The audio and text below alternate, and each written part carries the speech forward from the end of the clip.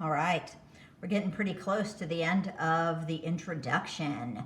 So you just finished listening to the rereading of the Omnivore's Dilemma section of the Omnivore's Dilemma. And now it's time for us to go and write our gist statement for this section.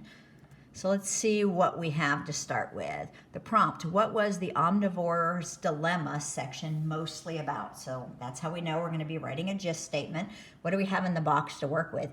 We don't have anything in the box to work with. We just have the reminder to use academic language and to look at our list of ways to start it.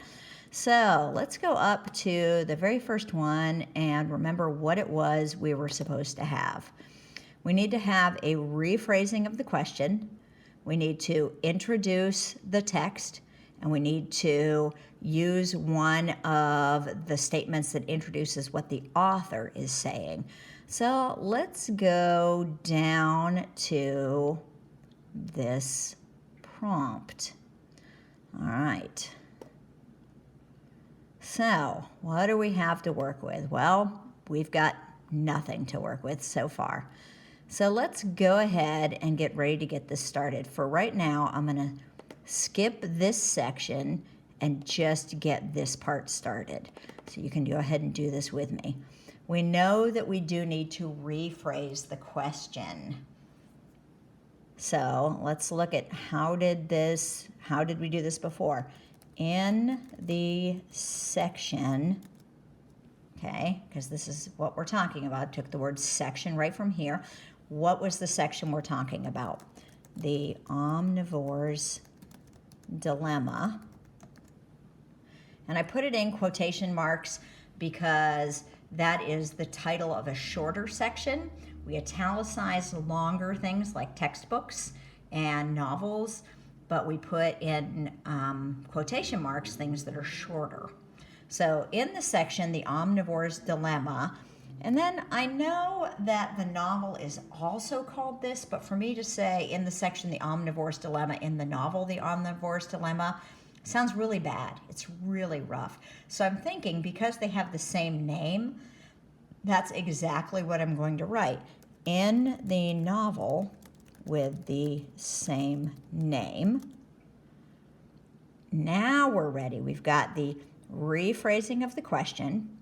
We've referenced the novel, and now we're ready for introducing what the author is saying. So let's now go ahead and look at the list of choices that we have. So what was the Omnivore's Dilemma section about?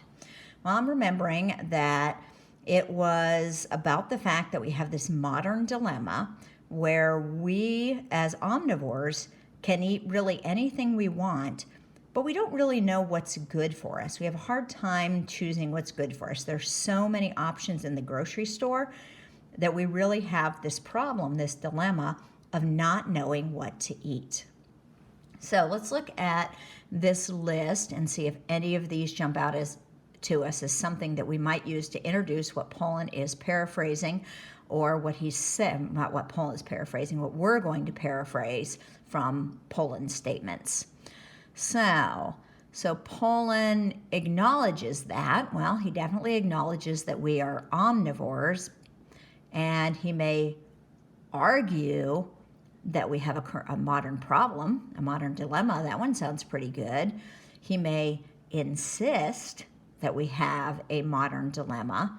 That one sounds really good too. He may suggest that we have a modern day dilemma around what we eat. That one sounds really good too. Let's see. Let's choose one. I guess I like suggests. Let's go ahead and try suggests or argues. What do you think? Suggests or argues? Let's go for argues. So I'm going to go up here. All right, in the last one, I used Michael Pollan's first name, so I'm going to go ahead and just use his last name this time. Poland argues. So what is he arguing? I'm going to move that cursor. He's arguing that we have too many choices, we don't know what's healthy for us, and we have this dilemma of not knowing what to eat. So Poland, I need to fix how his name is spelled.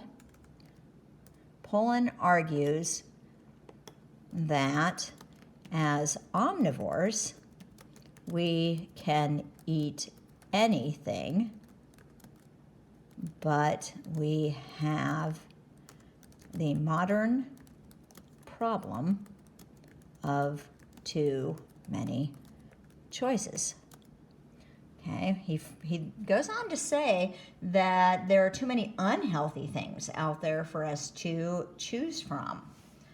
So, furthermore, so it's a good transitional word.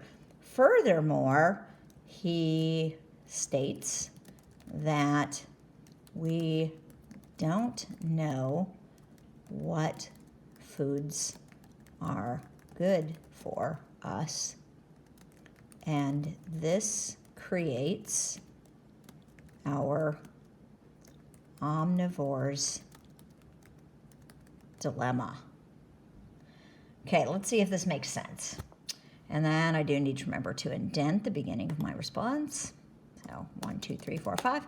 Okay, in the section, The Omnivore's Dilemma, in the novel with the same name, Pullen argues that as omnivores, we can eat anything, but we have the modern problem of too many choices.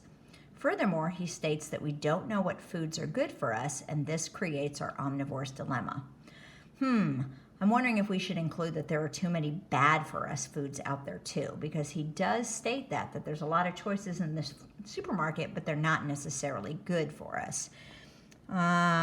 Too many choices, including unhealthy options in the store.